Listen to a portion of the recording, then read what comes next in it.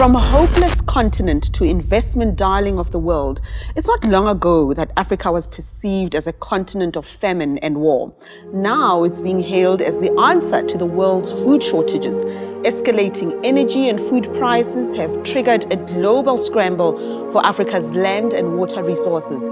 Global food prices have risen and the demand for biofuels is on the up, and that's made farmland a golden investment opportunity. Over 55 million hectares of land in Africa has been illegally grabbed since the year 2000, and it continues unabated.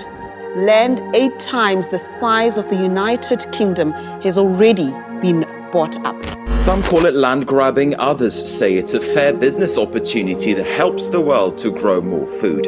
Countries are buying up prime farmland in Africa at rock bottom prices. Today we're looking at how multinational companies and some governments are snapping up land in sub-Saharan Africa. When you think of land grabs, you traditionally think of large tracts of open agricultural land that are stolen by corporates. Now we're seeing interest from 3 particular sources. First of all, governments in especially Middle East looking at their food security initiatives. Secondly, institutional investors diversifying away from the equities market to more longer-term investments such as in land, perhaps as an inflation hedge. And then lastly, we're looking at the previously small-scale farmers within Africa also scaling up as a result of the attractiveness of the agriculture sector.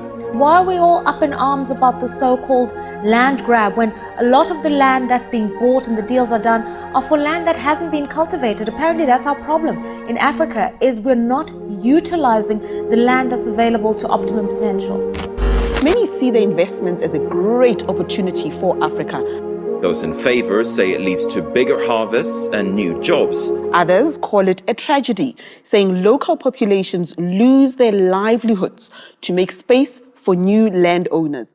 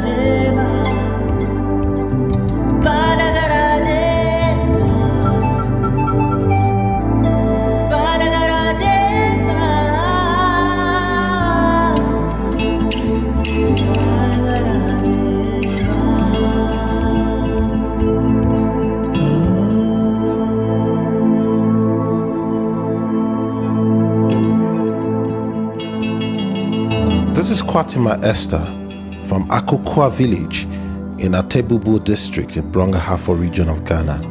She's the last child out of 10 siblings from her mother, Akuswawa Nepe. Esther has recently finished secondary school and was admitted into a higher institution to study nursing. However, she's had to drop out of school because of a lack of financial resources to enable her continue with her education. This is a typical day in the life of Esther. From the time she wakes up at dawn, it is a constant struggle for her and her family to survive. Life has become extremely difficult for Esther and her household since the land of 30 acres, upon which their livelihood and sustenance depended, was leased out for 99 years to the Amantine Agro-Processing Company for the large-scale cultivation of cassava that is intended to supply local breweries as well as export purposes towards the production of ethanol. In total, 42,000 acres of land the size of an entire municipality was leased out to the large-scale agriculture company by the chief of a Mantine without appropriate consultation with the local community, thereby impoverishing the smallholder farmers that predominantly make up the community, including Esther's household. My mom is 65 years old. This is the place that my mother lived, and he gave birth to us. My father has traveled due to financial problem, but he's old man. He can't work at anymore. So she's in the house wherever he is. And my sisters here, they are not, my sisters that with me, they are not here. All of them are in Kumasi and some are in Atebebu. When this company came, that they have sold the land to them. So they are come to work on it. We asked them that why didn't they organize us and tell us something, give us any time so that they will come for. They said no. So far as they have bought it, they have the right to do whatever they want on the land. So we decided to go to the king house, the palace, the king's house, so that he will tell us something. When we went there, he said that the land is for him, and he has sold it. He has nothing to do with it again. If we have something to do, then we should come to the company and beg them if they will have a place for us. There are many places that they have sold, apart from Akokwa. We have found for Tietia and Yankroma. All those places they have sold it. And they have their signboard over there, which they are sees the farmers not to work again. Since this company come and this issue raised up, there's no money. They've left us in the poverty. They have already taken the farmland from us, and we have no place to work. We have no place to farm. So we have decided to go to Bade. When those people, they have not collected their farms, their land. When they farm, we go to their farms and harvest their beans and maize for them so that they give us more to come and take. That's why we can survive now. Today, the people of Akokwa have organized a big rally and town hall meeting, and Esther's mother, Akosua Wanepe, intends to use the opportunity to share the pain that she and her household are going through. This is with the hope that the village elders, in conjunction with the Civil Society Coalition on Land in Ghana, would be able to find a solution towards preventing the company from driving them off their land.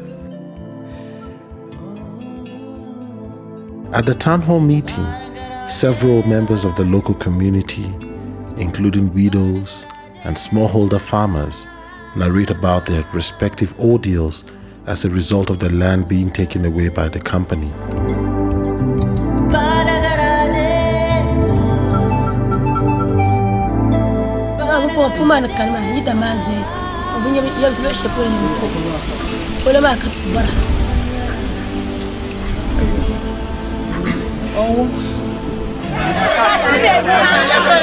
Emotions run high as this is a very sensitive matter for the community members. It emerges that in addition to their farmlands, the chief of Amantine has also leased out to the agro-processing company the entire land of the community and its surroundings, including their schools, places of worship, and markets. The meeting facilitator, Ebenezer Bediako, who is the national coordinator of the Civil Society Coalition on Land in Ghana, is perplexed by the extent to which the rights of the community members have been violated. What they are saying is that they came and took over the land from them without consultation. There was no consultation before the land took over. They also mentioned that they've also not been compensated and that several acres of land have been taken from them.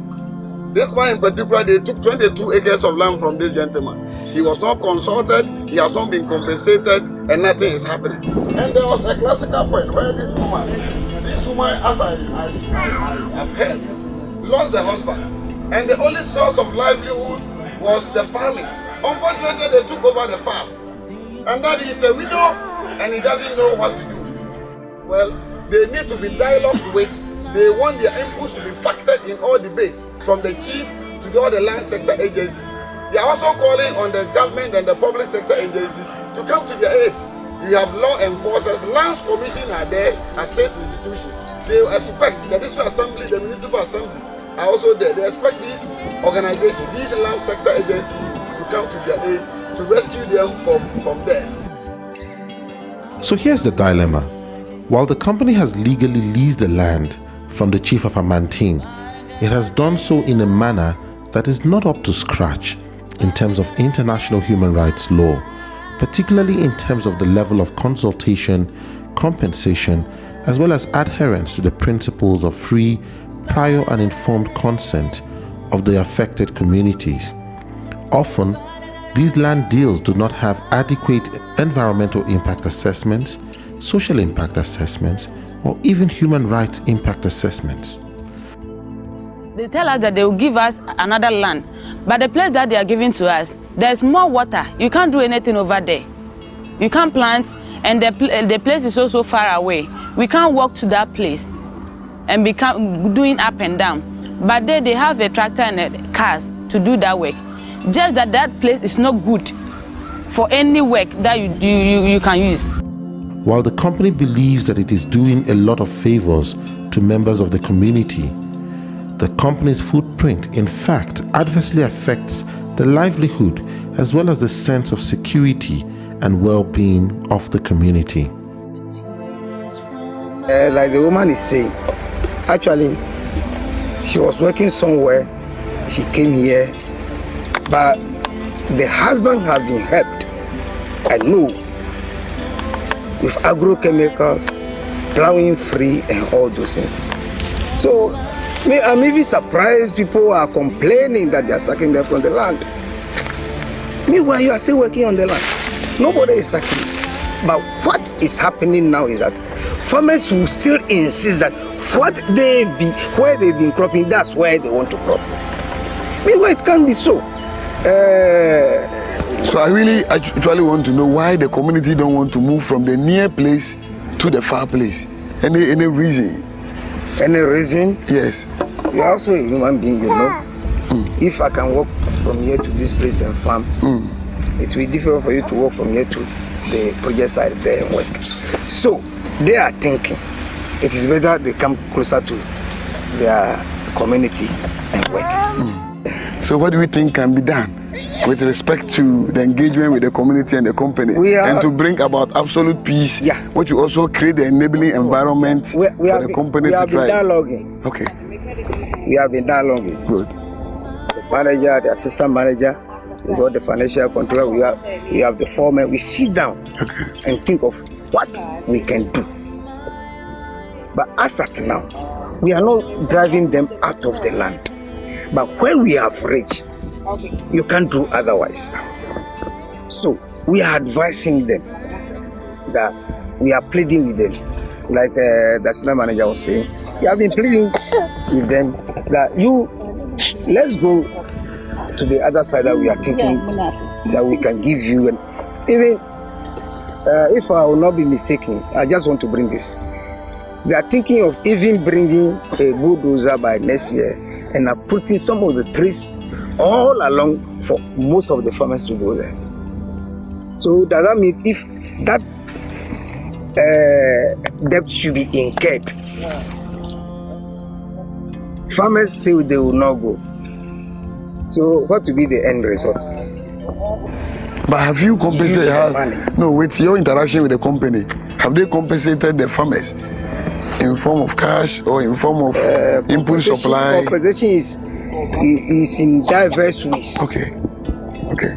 Yes, my assistant manager saying they plow for somebody. How about the rest they have not plowed for? If they are in need of plowing, they contact him. Okay. He goes to do that. Put a list across. Is it for free or for a small fee? Sometimes for free.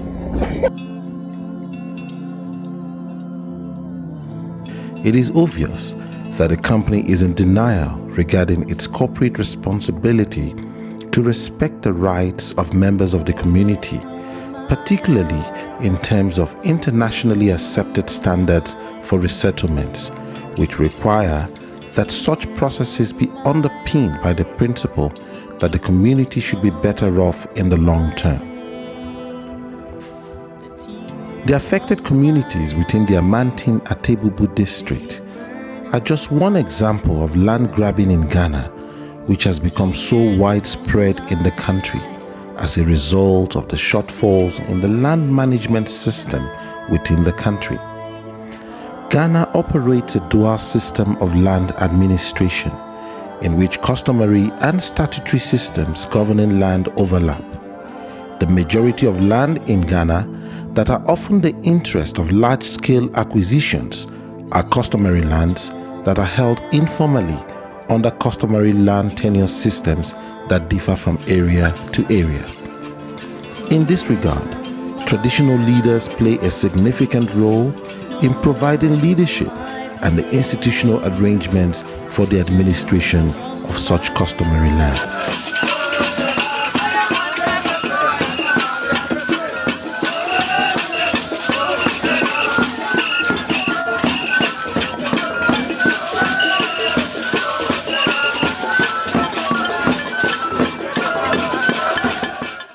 Yes, it's believed that about 80% of the land holding in Ghana are customarily owned, which comprise lands held by various traditional landowners who may be families or clans or chieftaincy groups, depending on the nature of the social organization of the particular community. In Ghana, land is group owned and interest in land is group held. This means that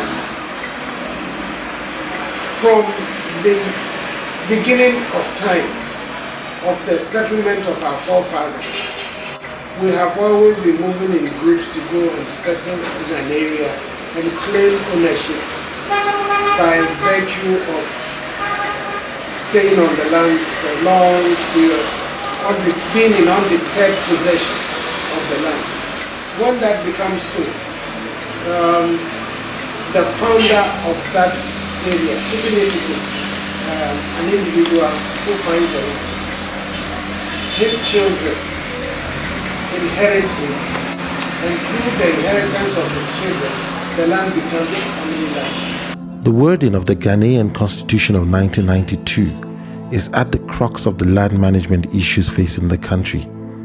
Firstly, the Constitution recognizes traditional authorities as the allodial owners of customary land. And the customary landowners are the managers of these lands, or let's call it the administrators of these stool and skin lands. When I say stool land, I mean the lands that are administered by the customary landowners and who sit on stool in the southern part of Ghana. In the northern part of Ghana, we have the skin. So variably it's the same thing, but it depends on the location of the land. Yes. At the same time, traditional leaders are, however, enjoined by the Constitution to manage customary lands as trustees that have a fiduciary duty to protect the collective interest of their respective communities. The question, does a traditional leader as a custodian have the power to sell any land he chooses to? The Constitution specifies that the individual in whom the group interest is vested, be it the head of family or the chief, in terms of stool land, holds the land in trust for the group. So you administer it in the best interest of the group. But sometimes, what is the best interest of the group sometimes is misinterpreted, and it is exploited by some of the interests. And therefore, you can find instances where leaders of groups arrogate themselves the right to give away vast tracts of family land without the members knowing about it or participating in the decision making leading to that particular action. And there are laws on the number of years you can give your land out to an investor for whatever purpose. If it's for residential purposes and the person is a Ghanaian, you can give it out for 99 years maximum. If it's for farming purposes, you cannot give it out for more than 25 years, depending on what kind of agreement you come up with a person. If it's a foreigner, maximum is 50 years. So these laws are there, but as I said, a lot of people are not aware. Even the community members whose lands are being given out are not aware about some of these laws. This same land, look at the pressure on it. Somebody needs it for farming so that he can live. Another person needs it so that he can lease it out and make more money. And the one who needs it for this sort of peasant farming cannot give much. Then a commercial person can say, I need the land. I can offer you so much. Then it becomes very difficult for the landholder, that's the traditional rulers, here with the chiefs, to say no once they see that big envelope or big juicy promises. We have realized that some chiefs, not all the chiefs, some of them are just giving out the land. And sometimes they think about what they will get now, the money that is coming out now. Maybe they have so many acres or hectares, so they can give it out at this, a price at this time. But if you think about in the next 20 years, that money you are taking now will not be any money. It won't help your community. There are a number of key challenges relating to the management of customary land in Ghana. Firstly, the livelihoods of the traditional authorities are intrinsically linked to the land that they control, as they have no other major source of income for their sustenance and maintaining traditional institutional structures. So for example, Bukufu Treasure area, as a mine, I'm managing the land and the people, the resources over there. In the olden days, I was managing the money. Whatever comes out of the land is the true property. But with the inception of the constitutional administration, there was a set up two land administration. And whatever revenue that comes from the land is invested in the two land. And they apportion the money to us. How do they do it? They say for managing the two lands for us, they want to charge us 10% of whatever money they collect from our lands. So for example, Bukufu Treasure Council, out of the 90 which has become 100,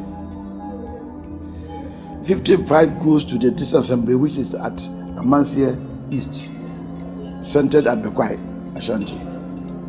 Then 45 comes to Treasure Council with 20% coming to me as the stool occupant to maintain myself, to maintain the stool attendance, and to do all other things that is within the palace. And then the 25% remaining goes to Treasure Council to run the Treasure Council. Na hodimbra ne fe kasa na ba be pia ba na tumi bi mpie mfiri kasa no na enye dem emra nti se me gina ha ba ego ha na nia mpanin na bai efi South Africa ba be boa ama bribi aboman mu nia wasene. Traditional authorities in many instances lack the technical capacity to deal with the complexities in the management of their land. This has resulted in land deals that bring little or no significant benefits to the local people in both the short and the long term. This includes the knowledge about how to negotiate land deals in terms of market value and beneficiation. Often, environmental and human rights issues are not well managed in accordance with international standards and norms. As a result, local communities are severely disadvantaged, particularly women, widows, the elderly, and other vulnerable groups. African women, we are suffering a lot when it comes to land issues. And even our home, our domestic, we are suffering. A woman cannot go alone and acquire land unless her husband followed him to the place. Then the husband will take it. before he will give it to the woman. The woman will start farming, and all of a sudden an estate developer will come and the land will be sold to that person without the knowledge of the woman, and no any gratuity will be given to the woman. They don't even think about what would the children eat, how would the woman survive. Despite the expectation in terms of employment and infrastructural development from corporate investment in land, communities have experienced that these promises have usually gone unfulfilled. Most often, they are not included in the related contract documents.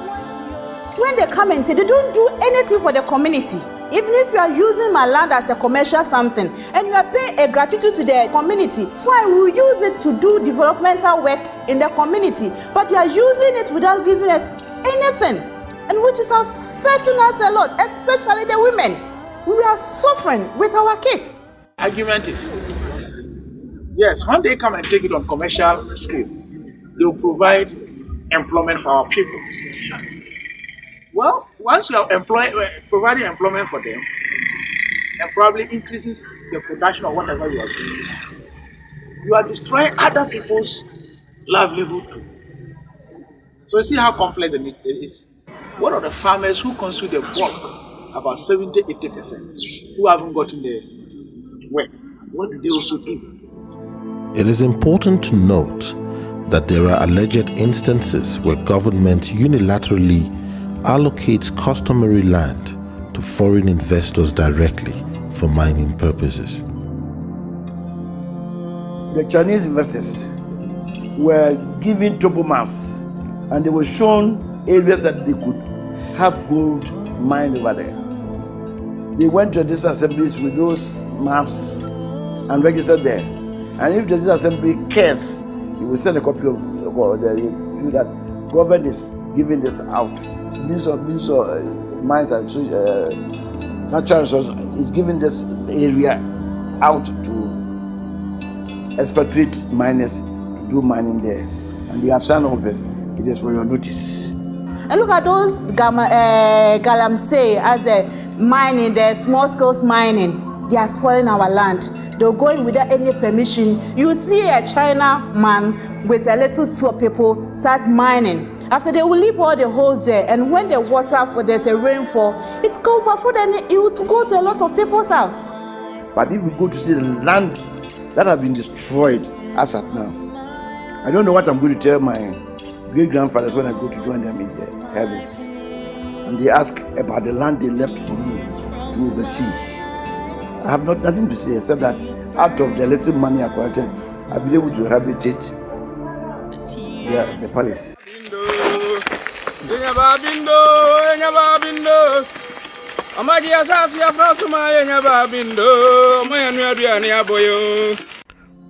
Out of concern for land management issues in the country, the government of Ghana has been trying to put in place certain measures to strengthen economic governance of land. Given the shortcomings of the legislation which earlier governed lands, particularly we take Section 14 of the Administration of Lands Act 1962, it was necessary to come out with new guidelines. One, ensuring that all persons who have interest in land play a role in the grant of any land beyond a certain acreage. The second issue is about the nature of the use. The focus essentially is to ensure that as much as we are able to produce industrial crops, we should not also lose sight of the fact that food security is the strength of every nation. In furtherance with the land policy, the Ministry of Lands and Natural Resources is implementing a long-term 15 to 25-year reform in the land sector called the Land Administration Project (LAP). This is being done by reducing bottlenecks in the land service delivery, by enhancing land tenure security, transparency and accessibility to land for all stakeholders in the land sector. As a ministry, we are educating our chiefs to understand some of these things. In some of the regional houses of chiefs that we have visited, we have told the chiefs not to give out those lands just like that. There should be an equity. At the last count, we realized that we have about 166 laws governing our lands in Ghana, which we thought is not the best. We need to harmonize these laws to make it one law that can help us. The government is coming up with this land bill, which will be passed into an act. And as part of the processes, we are ensuring that gender is also mainstream in that law, so that we have clauses that also support the interest of women in terms of land. For the traditional sector as well, the customary level, we haven't left them. We are also supporting them in terms of creation of what we call the Customary Land Secretariat. These are secretariat that is supposed to be at the ground to register land. I wouldn't say register, but to document, because lands are registered at the regional or national level. Yes, so you can document your interest at that basic level, so that there will be some kind of documentation to whatever land you have, be it farmland, be it your residential property or whatever. It can be done at that local level. While the efforts of the Land Administration Project are laudable, the challenge is that not much is being done to atone for the loss and suffering of presently displaced communities, whose fate seems to depend on civil society organizations that seem to be fighting an uphill battle to ensure the respect and protection of the rights of members of the communities in terms of food security, their access to land, as well as redress for violations of their human rights within the complex land management framework of the country. What we are asking you that is that you can beg them. If they are not even going to give the whole thing to us, they should divide it and give us parts so that we can use it now. And if they can even compensate us with some money that we are going to use with that small land, that one will be okay for us.